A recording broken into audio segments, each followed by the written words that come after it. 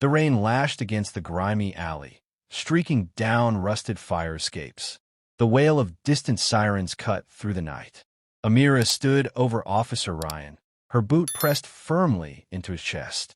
His badge, a silver gleam in the mud, was a stark contrast to the blood that oozed from a gash on his temple.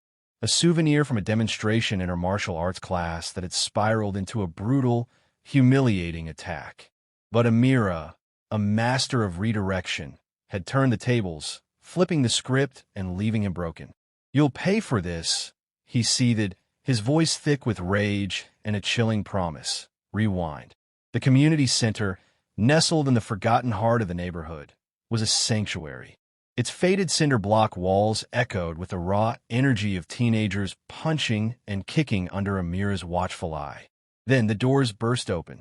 Officer Ryan entered like a storm cloud, his presence swallowing the space. His boots stomped, his hand twitched near his baton, his eyes scanning the room until they landed on Amira. "We got a noise complaint," he said, his voice laced with disdain. "You people can't keep it down." Amira didn't flinch. "We're within our hours. Permits posted." Ryan didn't even look. His sneer deepened. "Looks more like a gang meeting." The word hit like a slap. One of her students, Caleb, tensed behind her. Amira raised her hand, a silent command to stay calm. "This is a self-defense class," she said, her voice steady. "Community run. Legal." He stepped closer. "Teaching him how to fight cops, huh?" His leg snapped out, a hard kick to her ribs. The gym froze. Amira staggered, a jolt of pain flashing hot, but instinct took over. She pivoted, absorbed the blow, and swept his legs. Ryan hit the mat with a thud, a cloud of dust rising around his crumpled form. Phones appeared as if by magic, their red recording lights blinking in the gloom. "You're done, girl," Ryan hissed, scrambling up, his face red with fury. But the cameras were rolling. Amira stood tall, her chest heaving. "You don't put your hands on me. Not here. Not ever."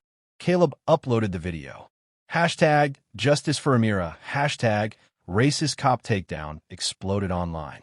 Ryan called for backup, muttering about resisting arrest, though he'd thrown the first kick. His cold, knowing smile unsettled her more than the pain in her ribs. "You think this is over?" he whispered. "You just started a war." That night, the video went viral. Amira sat in her dim apartment, an ice pack pressed to her ribs. Her screen glowed with thousands of shares and messages. Her students flooded her inbox with screenshots, their pride obvious. Still, beneath the praise, darker voices crept in. Anonymous threats, coded slurs, warnings. By morning, the gym overflowed. Kids she'd never seen before watched her, their eyes wide. "You really dropped the cop," one whispered. "I stood my ground," Amira replied. Then Lena Ortiz arrived, sharp-eyed and relentless. "That cop's got a record," she said, flipping open a notebook. "Forced complaints, buried by the precinct. I want to run this story." Amira hesitated, Ryan's threat echoing in her head.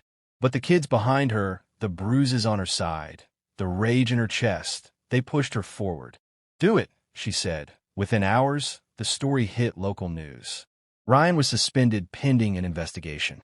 The footage aired in every bodega, every barbershop, every living room. Reporters cornered him outside the precinct. He shoved the mic aside, his face twisted with fury. That evening, Amira gathered her students. "We got him off the streets," she told them, her voice steady but cautious. "You helped do that." They cheered, but Amira knew it wasn't over. That night, someone slashed the gym's tires and spray-painted "Liar" across the wall. Still, the kids showed up the next day, a bigger crowd, a tighter resolve. They believed in her, and she wouldn't let fear win. A week passed, then two. Lena's investigation uncovered pattern. Ryan had ties to a small militia group, one with connections to officers in nearby precincts, quietly tolerated and occasionally protected. Amira's takedown didn't just bruise his pride. It cracked open something bigger, something dangerous. One night, Amira returned home to find her apartment door slightly ajar. She entered slowly. Nothing was broken, but on her counter sat a single object, her old army dog tag. It had been missing for years, since she left the service. It wasn't in her apartment when she left that morning. A chill ran down her spine. Cheers erupted. Fists pumped. Caleb threw an arm over Amira's shoulders. "Told you, coach, he's toast."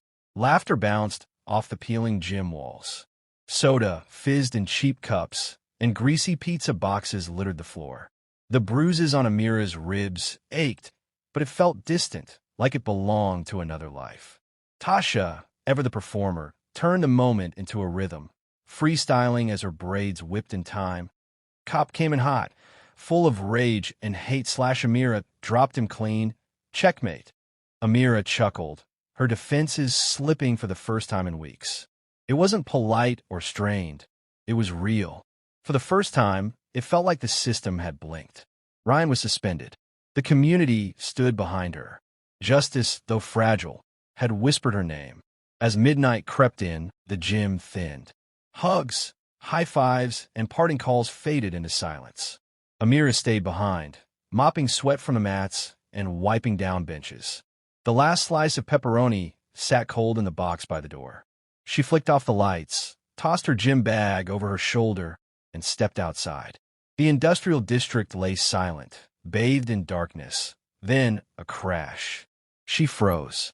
Another crash, sharper this time, followed by the unmistakable sound of shattering glass. Her heart seized. She turned slowly. The gym's front windows had exploded inward, jagged teeth of glass hanging from the frame. Her sanctuary, her pride, was violated. 3 bricks lay on the floor inside, each one spray-painted with slurs. White letters screamed across the rubble.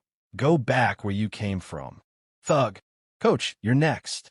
But it was the paper, crumpled and wedged beneath the heaviest brick, that chilled her. She picked it up with trembling fingers.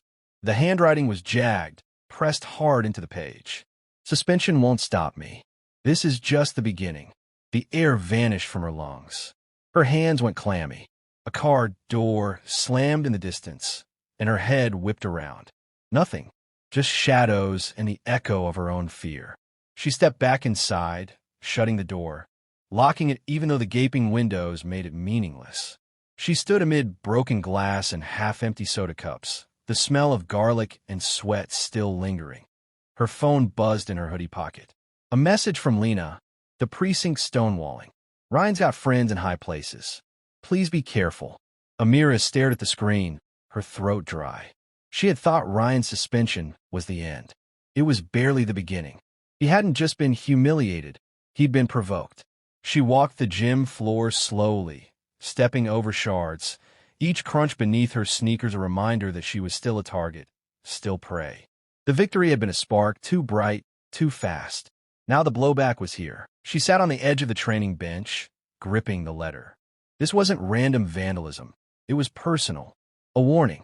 A declaration of war. Ryan might have lost his badge, but he hadn't lost his reach. The walls felt thinner now. The cheers from earlier echoed like ghosts.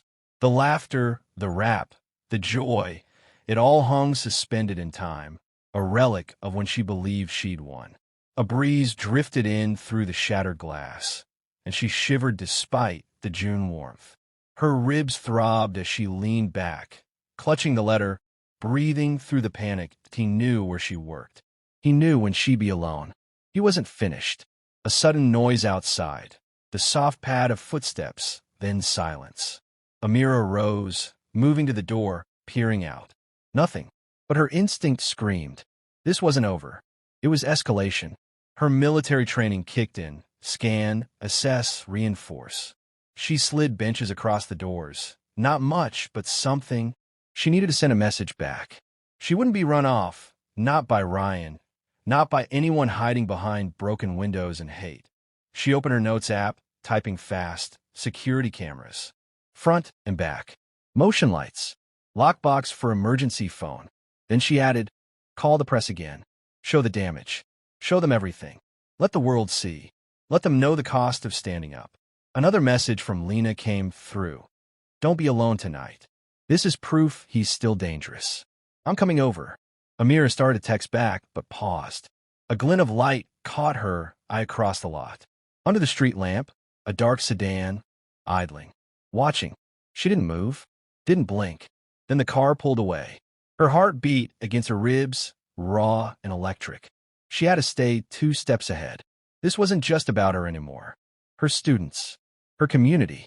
If they saw her flinch, they'd flinch too. She stood tall. Ryan thought fear would silence her, but fear was fuel. As she swept the glass into a bin, her eyes landed once more on the message. This is just the beginning. She didn't doubt it, but she was ready now.